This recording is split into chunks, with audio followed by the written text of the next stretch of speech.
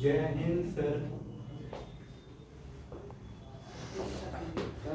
जय हिंद बच्चों, इस समय आप लोग महामना इंस्टीट्यूट के यूट्यूब चैनल से जुड़े हुए हैं और इस चैनल में मैं आप सबका स्वागत करता हूं। आज हम लोग class 12 physics Hindi medium NCERT book के सेकंड पेपर का 4th चैप्टर परमाणु यानी एटम का अध्ययन कर रहे हैं। आप लोग पिछले वीडियो में देखे थे कि कैसे नाभिक की त्रिज्या निकाली गई थी और कैसे रदरफोर्ड के प्रयोग द्वारा नाभिक की त्रिज्या हम लोगों ने प्राप्त किया था। अब हम यह ज्ञात करना चाह रहे हैं कि किसी भी तत्व के परमाणु के नाभिक के तरफ कक्षा में जो इलेक्ट्रॉन होता है उस इलेक्ट्रॉन का वेग क्या होता है, यानी नाभिक के समीप वाली जो पहली कोश होती है उसमें इलेक्ट्रॉन किस वेग से चक्कर काटता है, फिर दूसरी कक्षा में इलेक्ट्रॉन किस वेग से चक्कर काटता है, तीसरी कक्षा, चौथी कक्षा, इस तरह से इलेक्ट्रॉन किस वेग से चक्कर काटते हैं और कैसे पता चलता है कि पहली कक्षा की ऊर्जा कम होती है, दूसरी कक्षा की ऊर्जा अधिक होती है, तीसरी की उससे अधिक होती है।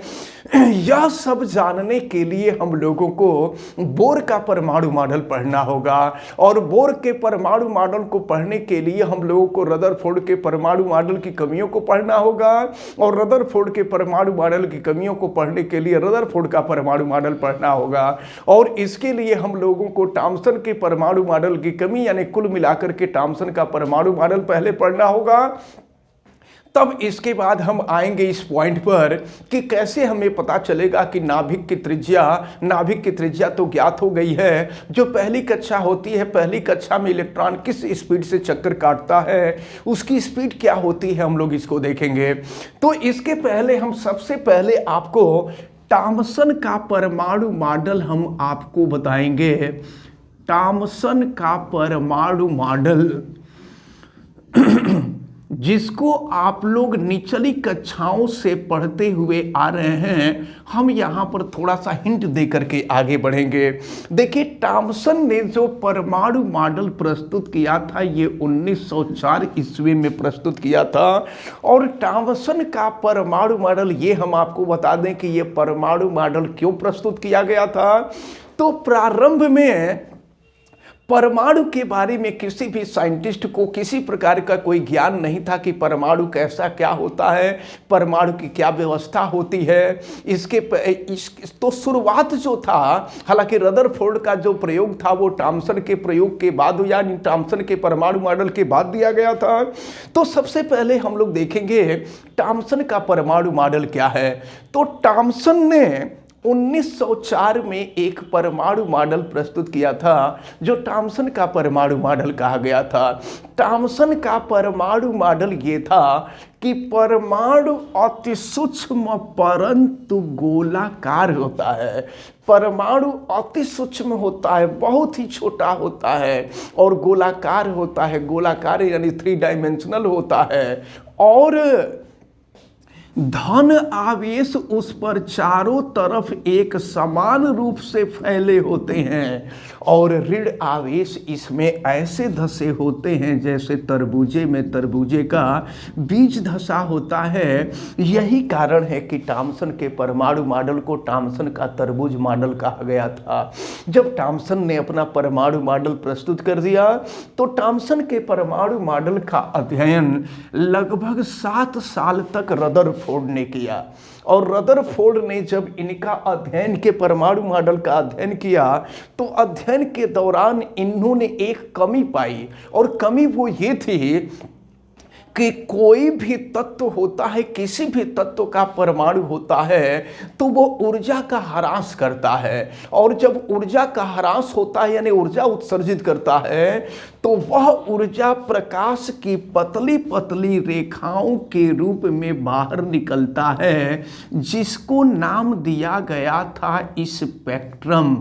तो जब थॉमसन से पूछा गया कि स्पेक्ट्रम परमाणु के किस भाग से प्राप्त होते हैं, इसकी व्याख्या थॉमसन नहीं कर पाए। ये थॉमसन के परमाणु मॉडल की कमी थी और थॉमसन के परमाणु मॉडल में केवल एक कमी थी। इसके बाद थॉमसन के परमाणु मॉडल की कमियों को दूर करने के लिए इनके 7 साल बाद यानी 1904 के 7 साल बाद यानी 1911 ईस्वी में रदरफोर्ड ने परमाणु मॉडल प्रस्तुत किया, जिसे रदरफोर्ड का परमाणु मॉडल कहते हैं। रदरफोर्ड के परमाणु मॉडल यानी अब हम आपको बताने जा रहे हैं रदरफोर्ड का परमाणु मॉडल। तो अगर आपसे रदरफोर्ड का परमाणु मॉडल पूछा जाता है तो आप बताएंगे कि थॉमसन के परमाणु मॉडल की कमी को दूर करने के लिए वैज्ञानिक लॉर्ड रदरफोर्ड ने सन 1911 ईस्वी में एक परमाणु मॉडल प्रस्तुत किया था, जिसे रदरफोर्ड का परमाणु मॉडल कहते हैं। रदरफोर्ड के परमाणु मॉडल के अनुसार जो पहला परमाणु मॉडल क्या था, वो ये था कि इलेक्ट्रॉन नाभिक के चार ऐसे देख लीजिए कि पहला परमाणु मॉडल ये था कि परमाणु अति सूक्ष्म परंतु गोलाकार होता है तथा 2 भागों में बटा होता है। तो 2 बटे हुए भाग क्या होते हैं, तो उसमें से केंद्र पर का एक कड़ा भाग जो रदरफोर्ड ने सोने की पन्नी लेकर के प्रयोग किया था। तो पहला परमाणु मॉडल यही था कि परमाणु अति सूक्ष्म परंतु गोलाकार होता है तथा 2 भागों में बटा होता है। पहला केंद्र पर का कड़ा भाग और दूसरा उसके चारों तरफ का खाली स्थान। ये जो खाली स्थान है, ये खाली स्थान तो पहले परमाणु मॉडल में ये बताया गया। फिर दूसरे परमाणु मॉडल में बताया गया कि परमाणु का समस्त द्रव्यमान तथा धन आवेश उसके केंद्र पर निहित होता है, जिसको नाभिक कहते हैं। नाभिक की त्रिज्या 10⁻⁻12 सेंटीमीटर के कोट की होती है, जिसको हमने कल बताया था। और परमाणु की त्रिज्या जो होती है वो 10⁻⁻8 सेंटीमीटर के कोट की होती है। ये दूसरा परमाणु मॉडल। इसके बाद तीसरा परमाणु मॉडल ये बताया गया कि इलेक्ट्रॉन नाभिक के चारों तरफ कक्षाओं में लगातार चक्कर काटते रहते हैं। फिर इसके बाद चौथा परमाणु मॉडल ये बताया गया कि किसी भी तत्व के परमाणु के नाभिक में जितना धन आवेश होता है उतना ही उसके चारों तरफ कक्षा में ऋण आवेश होता है। यही कारण है कि परमाणु विद्युत उदासीन होता है, परमाणु पर किसी प्रकार का कोई आवेश नहीं होता है। और इसके बाद 5वां मॉडल प्रस्तुत किया गया। 5वां मॉडल ये था कि जब इलेक्ट्रॉन नाभिक के चारों तरफ चक्कर काटता है तो केंद्र के तरफ अभिकेंद्र बल लगता है और बाहर के तरफ अपकेंद्र बल लगता है। अभिकेंद्र बल और अपकेंद्र बल, ये दोनों बल यानी अंदर की तरफ लगने वाला फोर्स और बाहर की तरफ लगने वाला फोर्स, ये दोनों फोर्स आपस में इक्वल हो जाते हैं, बराबर हो जाते हैं। यही कारण है कि इलेक्ट्रॉन नाभिक में गिरता नहीं है और परमाणु का विनाश नहीं होता है। तो ये रदरफोर्ड के 5 परमाणु मॉडल थे। अब देखिए, जब रदरफोर्ड ने अपना परमाणु मॉडल 1911 में प्रस्तुत कर दिया था, तो अब देखें 7 साल बाद तो ये 1911 हुआ। अब जब रदरफोर्ड ने अपना परमाणु मॉडल प्रस्तुत कर दिया तो रदरफोर्ड के परमाणु मॉडल का अध्ययन नील्स बोर करना शुरू किए। और नील्स बोर ने 2 साल तक अध्ययन किया। और अध्ययन किया तो क्या पाया? अब इन्होंने जो पाया, यानी नील्स बोर ने रदरफोर्ड के परमाणु मॉडल का अध्ययन करने के उपरांत 2 प्रकार की कमियां पाई। अब उन दोनों कमियों में पहली कमी क्या थी, यानी अब हम आपको बताने जा रहे हैं रदरफोर्ड के परमाणु मॉडल की कमियां। थॉमसन के परमाणु मॉडल में केवल 1 कमी थी, लेकिन रदरफोर्ड के परमाणु मॉडल में 2 कमियां थीं। दोनों कमियों में सबसे पहली कमी क्या थी कि जब इलेक्ट्रॉन नाभिक के चारों तरफ लगातार चक्कर काटते हैं तो ऊर्जा का उत्सर्जन लगातार होगा।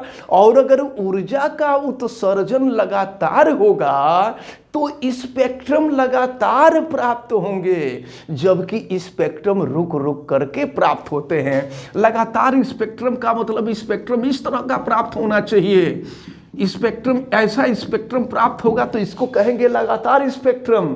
लेकिन स्पेक्ट्रम लगातार नहीं प्राप्त होता है, स्पेक्ट्रम ऐसे ऐसे प्राप्त होता है। तो निल्स बोर ने रदरफोर्ड से यही पूछा था कि जब इलेक्ट्रॉन नाभिक के चारों तरफ लगातार चक्कर काटते हैं तो ऊर्जा का उत्सर्जन लगातार होता है, और अगर ऊर्जा का उत्सर्जन लगातार होता है तो स्पेक्ट्रम लगातार प्राप्त होने चाहिए, जबकि स्पेक्ट्रम लगातार प्राप्त नहीं होते हैं, रुक रुक करके होते हैं। ऐसा क्यों होता है? जब रदरफोर्ड से पूछा गया तो रदरफोर्ड के पास इसका कोई जवाब नहीं था, यानी रदरफोर्ड इसकी व्याख्या नहीं कर पाए। ये रदरफोर्ड के परमाणु मॉडल की पहली कमी थी। इसके बाद रदरफोर्ड के परमाणु मॉडल की दूसरी कमी आप देखें तो रदरफोर्ड के परमाणु मॉडल की दूसरी कमी यह थी कि जब इलेक्ट्रॉन नाभिक के चारों तरफ लगातार चक्कर काटेगा तो ऊर्जा का ह्रास लगातार होगा, और अगर ऊर्जा का ह्रास लगातार होगा तो इलेक्ट्रॉन धीरे धीरे उच्च ऊर्जा स्तर से निम्न ऊर्जा स्तर में आएगा, और अंत में एक ऐसी स्थिति होगी कि इलेक्ट्रॉन जाकर नाभिक में गिर जाएगा, और अगर इलेक्ट्रॉन नाभिक में गिर जाएगा तो परमाणु का विनाश हो जाएगा, और अगर परमाणु का विनाश हो जाएगा तो पूरे ब्रह्मांड का विनाश हो जाएगा। और पूरा ब्रह्मांड यहाँ है, इसका मतलब परमाणु का विनाश नहीं होता है, और अगर परमाणु का विनाश नहीं होता है तो क्यों नहीं होता है? जब ये बात पूछा गया रदरफोर्ड से तो रदरफोर्ड इसकी व्याख्या नहीं कर पाए। ये रदरफोर्ड के परमाणु मॉडल की दूसरी बड़ी कमी थी। अब इसके बाद रदरफोर्ड के परमाणु मॉडल का अध्ययन हमने बताया था कि 2 साल तक निल्स बोर ने किया, और 2 साल तक अध्ययन करने के बाद अब 1913 ईस्वी में निल्स बोर ने एक परमाणु मॉडल प्रस्तुत किया जिसे बोर का परमाणु मॉडल कहते हैं। अब ये बोर का परमाणु मॉडल क्या था, ये हम लोगों को देखना है। बोर का परमाणु मॉडल हम आपको बताने जा रहे हैं, बोर्स एटॉमिक मॉडल। तो देखिए बोर का एटॉमिक मॉडल क्या था।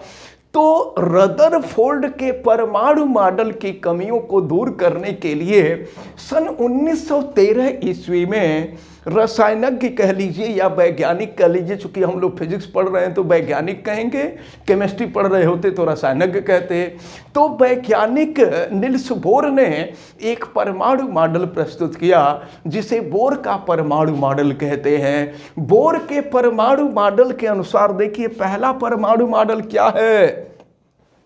परमाणु अति सूक्ष्म परंतु गोलाकार होता है तथा इलेक्ट्रॉन नाभिक के चारों तरफ सभी कक्षाओं में चक्कर नहीं काटते हैं, कुछ निश्चित कक्षाओं में चक्कर काटते हैं। और इलेक्ट्रॉन जब उन निश्चित कक्षाओं में चक्कर काटते हैं ना तो ऊर्जा का उत्सर्जन नहीं होता है। ये बोर का पहला परमाणु मॉडल था। इसके बाद दूसरा परमाणु मॉडल इन्होंने बताया। दूसरा परमाणु मॉडल ये था कि जैसा कि पहले परमाणु मॉडल में बताया गया था कि इलेक्ट्रॉन नाभिक के चारों तरफ सभी कक्षाओं में चक्कर नहीं काटते हैं, कुछ निश्चित कक्षाओं में चक्कर काटते हैं। तो प्रश्न ये उठता है कि वो निश्चित कक्षाएं कौन होंगी। तो निश्चित कक्षाओं के बारे में बताया गया कि जिस कक्षा का कोणीय संवेग, द्रव्यमान में वेग का गुणा करेंगे तो रेखीय संवेग होगा, आर से गुणा कर देंगे तो कोणीय संवेग हो जाएगा।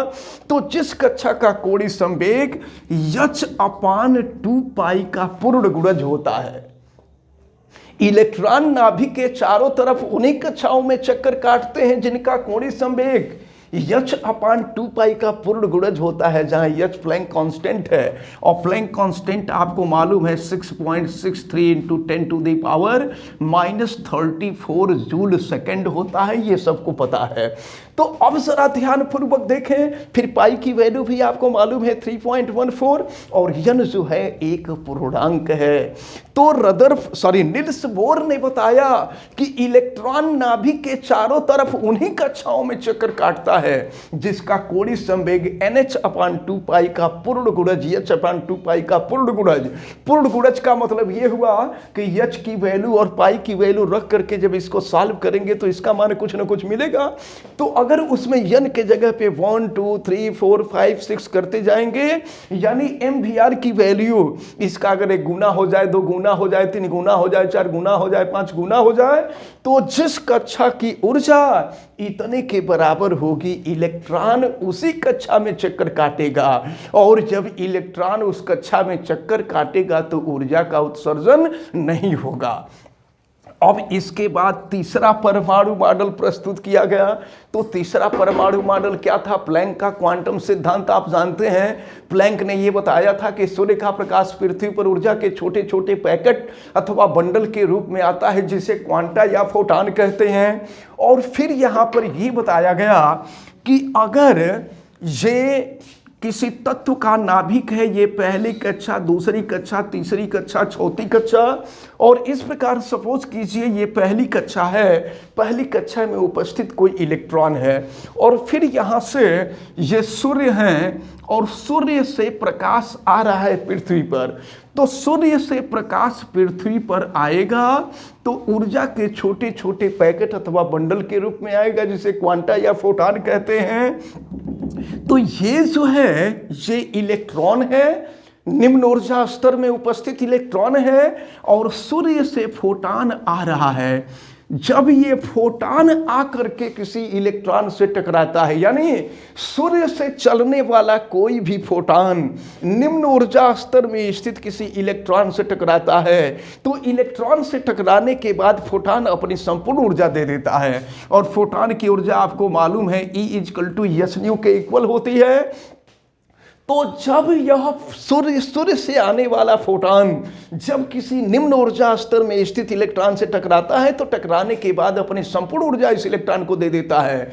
इलेक्ट्रॉन इस ऊर्जा को जब लेता है तो इसकी ऊर्जा बहुत अधिक हो जाती है, जिसकी वजह से ये निम्न ऊर्जा स्तर को छोड़ करके उच्च ऊर्जा स्तर में चला जाता है, और उच्च ऊर्जा स्तर में चला जाता है तो 10⁻⁸ सेकंड तक वहां रुकता है और फिर रिटर्न होने लगता है।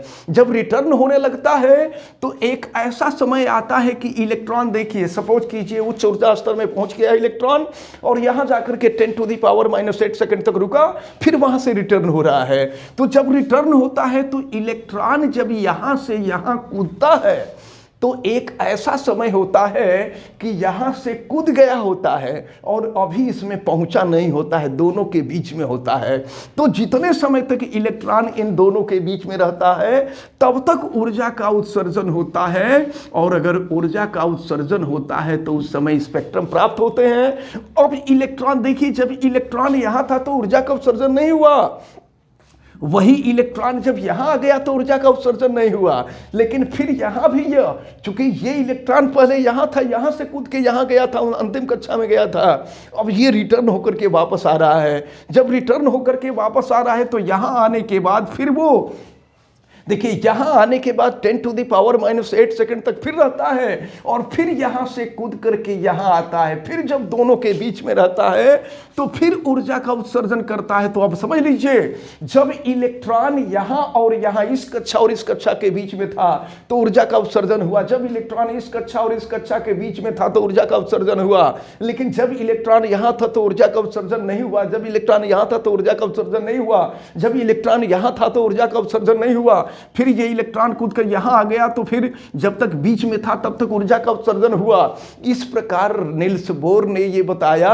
कि यही कारण है कि स्पेक्ट्रम लगातार नहीं प्राप्त होते हैं, स्पेक्ट्रम रुक रुक करके प्राप्त होते हैं।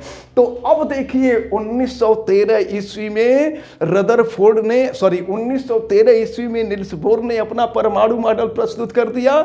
जब अपना परमाणु मॉडल प्रस्तुत कर दिया तो अब 6 साल तक इनके परमाणु मॉडल का अध्ययन सोमरफील्ड ने किया, 6 साल तक।